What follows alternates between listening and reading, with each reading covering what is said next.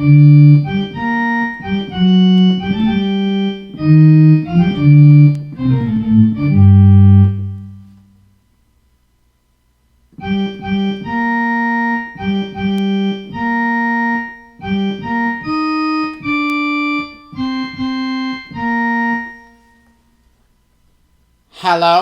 and welcome to our survey on Johannes Brahms.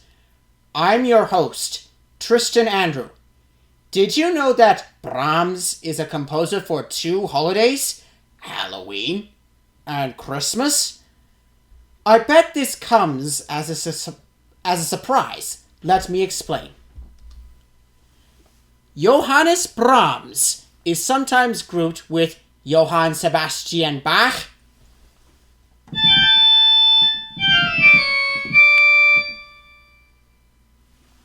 and Ludwig van Beethoven.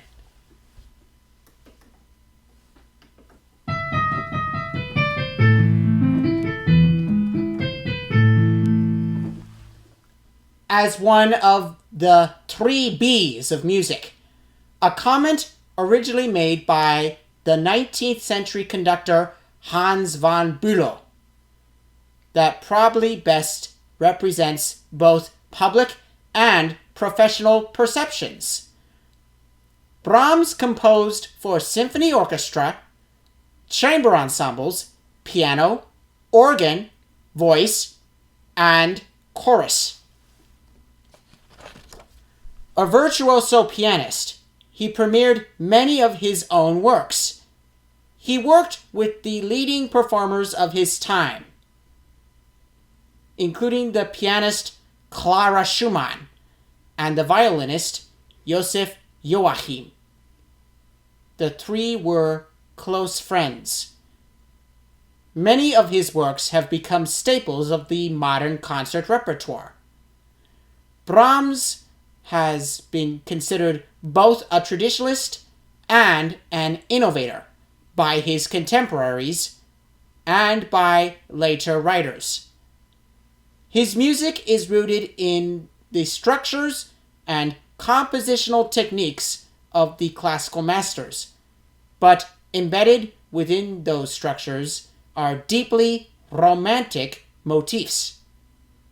While some contemporaries found his music to be overly academic, his contribution and craftsmanship were admired by subsequent figures as diverse as Arnold Schoenberg and Edward Elgar. The detailed construction of Brahms's works was a starting point and an inspiration for a generation of composers. While most of his works fit more general themes, there are a few that we can view through the lens of holidays. This presentation will consider 4 works by Johannes Brahms that I associate with Halloween or Christmas. For Halloween, we have his Hungarian Dance No. 5.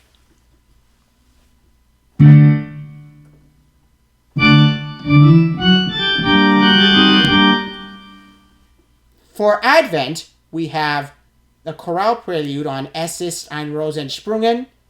For Christmas Eve, his famous lullaby. And then there's his sacred lullaby for Christmastide.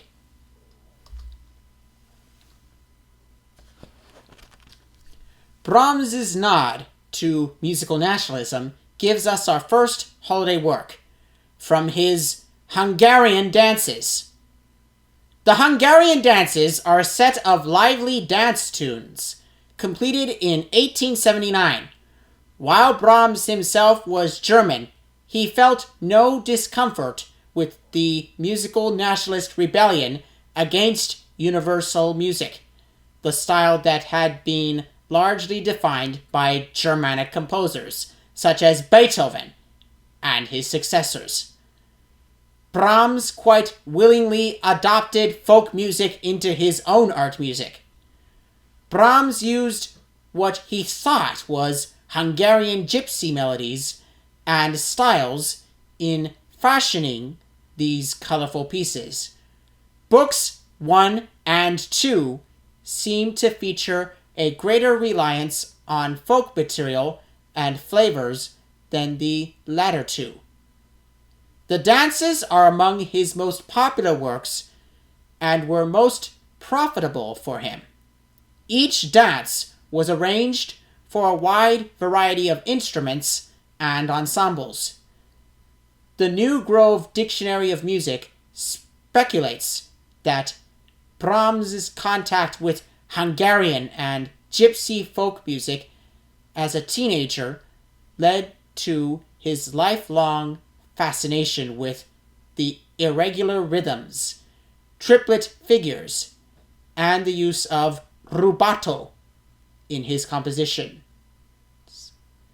According to Thea Musgrave, in the dictionary from 1985,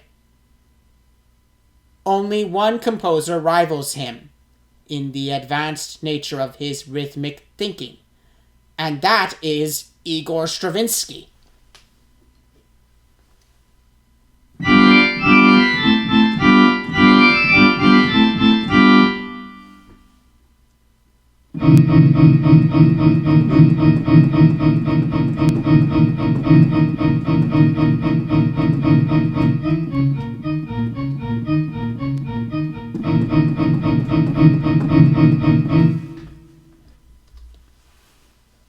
But back to Brahms. One of the most conspicuously gypsy-flavored pieces in either set of the Hungarian dances is the fifth in G minor. This work contains one of the most famous themes Brahms ever wrote, or rather arranged. It was based on the Zardas Memories of Bertva by Hungarian composer Bela Kéler, which Brahms mistakenly thought was a traditional folk song. It is a vigorous and playful tune whose exotic elements veer close to certain Yiddish styles. After its first notes, the melody has a mostly descending contour, though it always remains festive in mood. Its secondary subjects are celebratory, sometimes in an almost ecstatic manner. This melody has been made famous by many uses in movies, television, and even cartoons. It was first arranged by Martin Schmeling in 1868 and Albert Parlow in 1885. They both have a haunting-like sound, worthy of any Halloween playlist. We include the dance in our family-friendly playlist because both arrangements appear in 2 episodes of the Disney Little Einsteins franchise: Hungarian Hiccups and The Legend of the Golden Pyramid.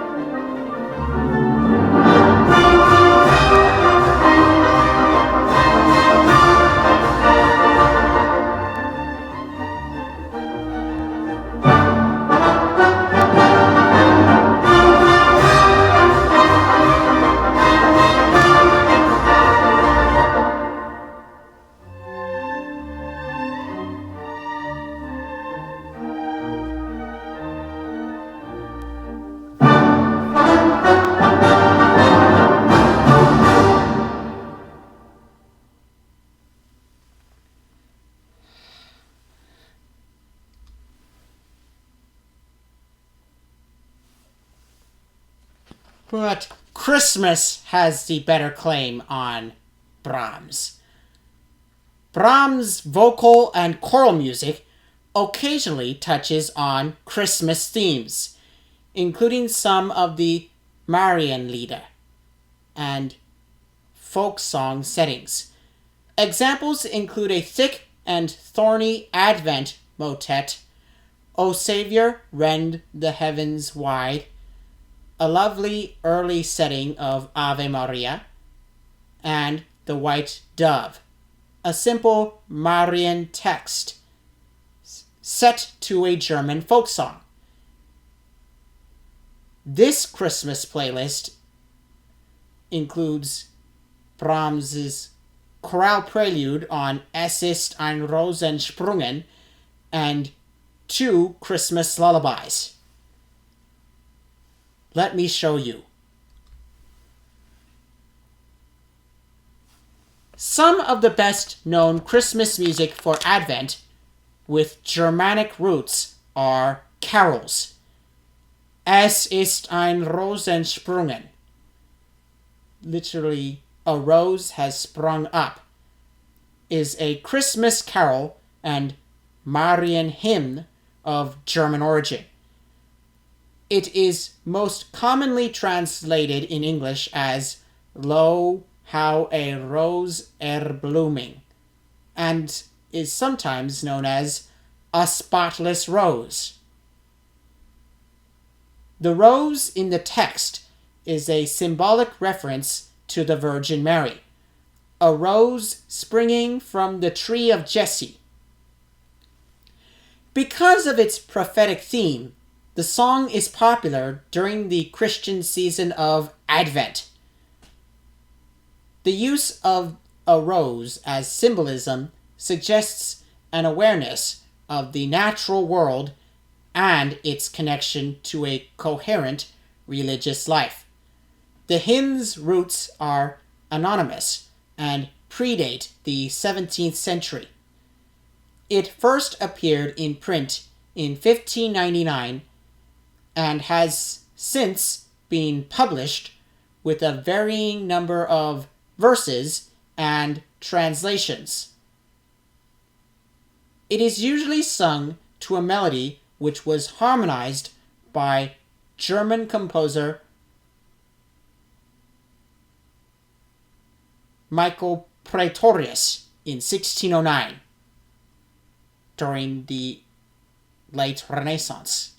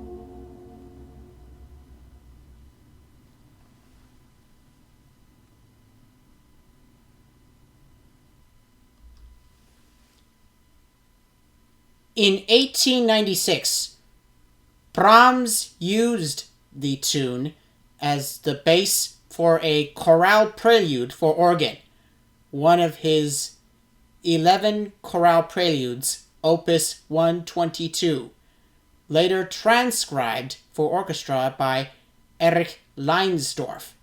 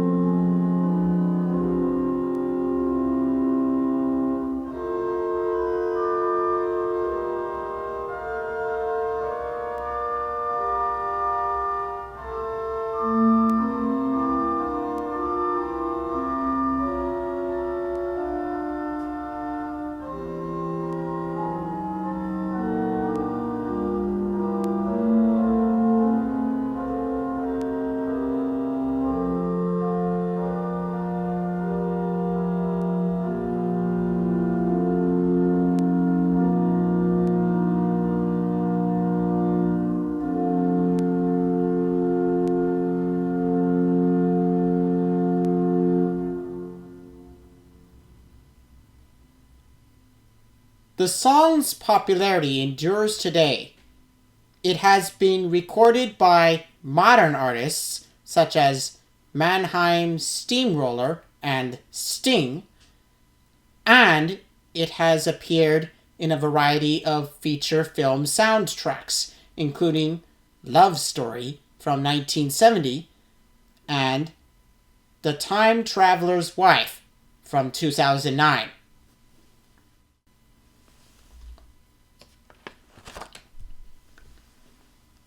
Brahms' Lullaby, Opus 49, number 4, is a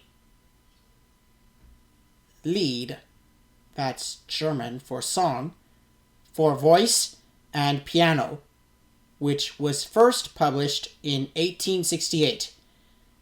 It is one of the composer's most popular songs.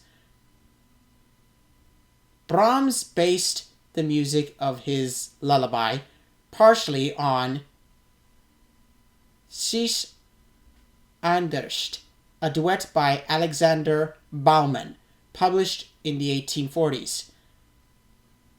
The lullaby was dedicated to Brahms's friend Bertha Faber on the birth of her second son. Brahms had been in love with her in her youth and constructed the melody of the lullaby to suggest as a hidden countermelody, a song she used to sing to him.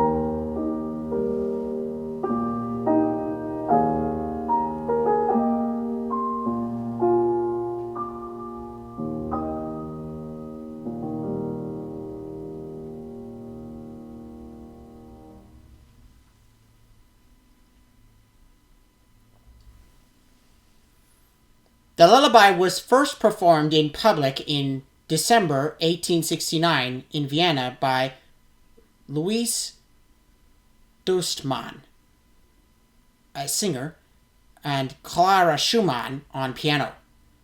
The lyrics of the second verse were adapted from an 1849 poem by Georg Scherer, which references the Christ child in the Nativity.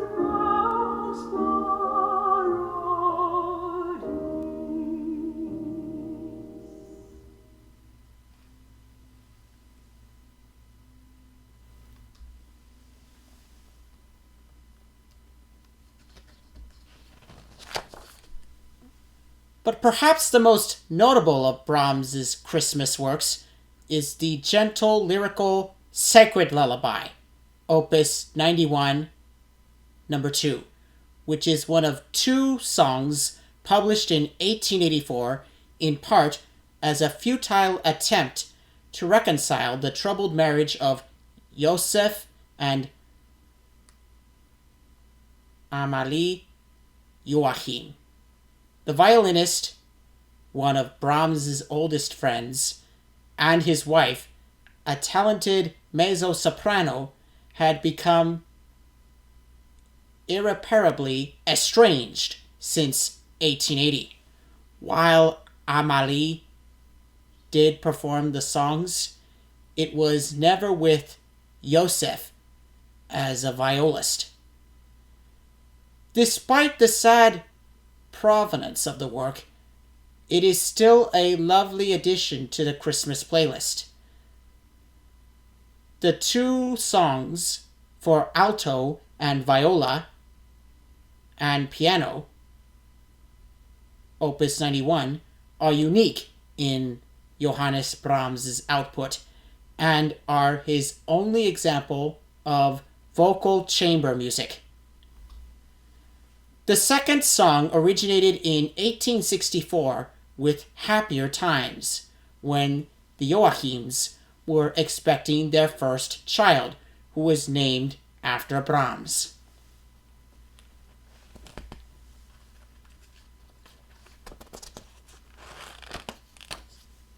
Joseph lieber Joseph mein originated as a lullaby Mary sings to the baby Jesus, and was set to the even older chant melody Resonet in laudibus.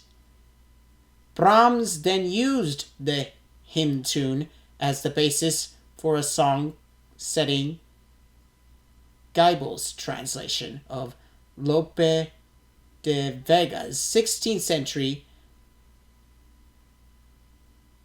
song of its time, Cantarcillo de la Virgen, another Mary Jesus lullaby. The juxtaposition with the old melody providing a continual connecting thread produced an excellent multi-layered song. The viola is on an equal level with the singer, who must be an alto, the voice type that most matches this instrument. In 1884, Brahms revised the lullaby and paired it with another song for the same combination. The incredibly gorgeous setting of an evocative nature poem by Friedrich Rückert. The poetry in both is amplified by the sensitive sonic combination. They are rightly held up as two of the composer's greatest songs. The Sacred Lullaby is Brahms's third great vocal lullaby after the ubiquitous Opus 49 number 4 and number 9 from the Magellone Romances, Opus 33.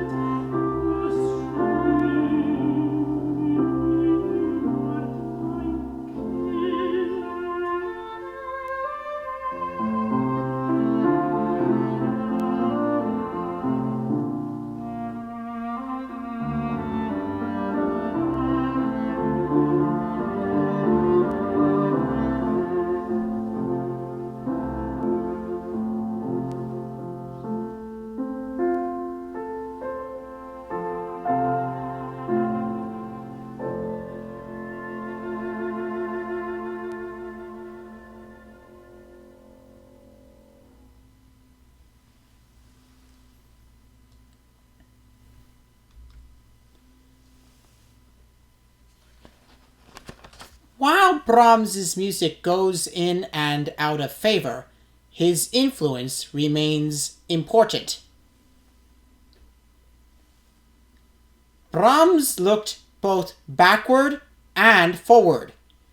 His output was often bold in its exploration of harmony and rhythm. As a result, he was an influence on composers of both conservative and modernist tendencies. Even within his lifetime, his impact was significant.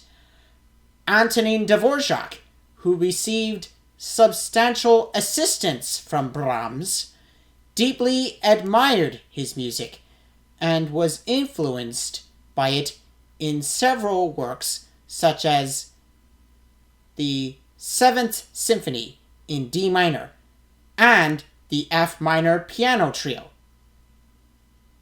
Features of the Brahms style were absorbed in a more complex synthesis with other contemporary, chiefly Wagnerian, trends by Hans Roth, Wilhelm Berger, Max Reger, and Franz Schmidt, whereas British composers Hubert Parry and Edward Elgar and the Swedish Wilhelm Steinhammer all testified to learning much from Brahms. As Elgar said, "I look at the Third Symphony of Brahms, and I feel like a pygmy."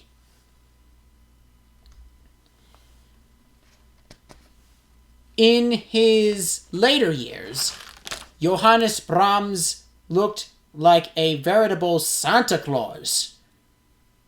With his flowing, full beard and mischievous blue eyes, he'd be the star of any Christmas parade. I can't imagine a Christmas playlist that doesn't include music by Brahms. I'll admit that I had to draw a bit on my imagination to add him to my Halloween playlist, but I think you will agree that the Fifth Hungarian Dance combines both the fun and excitement that underlies the best in Halloween traditions.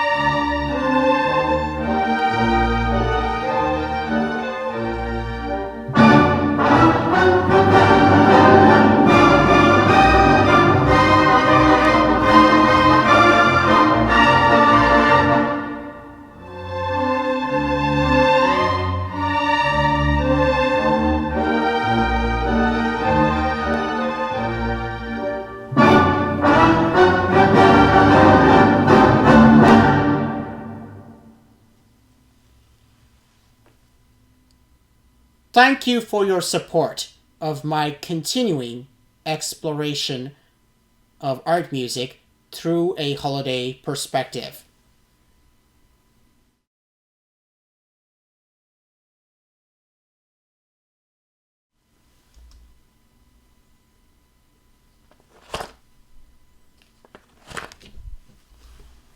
So ends our survey on Brahms for the holidays. I hope you learned something from this composer. And I hope to see you on my other surveys. Please subscribe and leave your comments. Thanks for watching, and remember to keep listening. This is Tristan Andrew, signing off.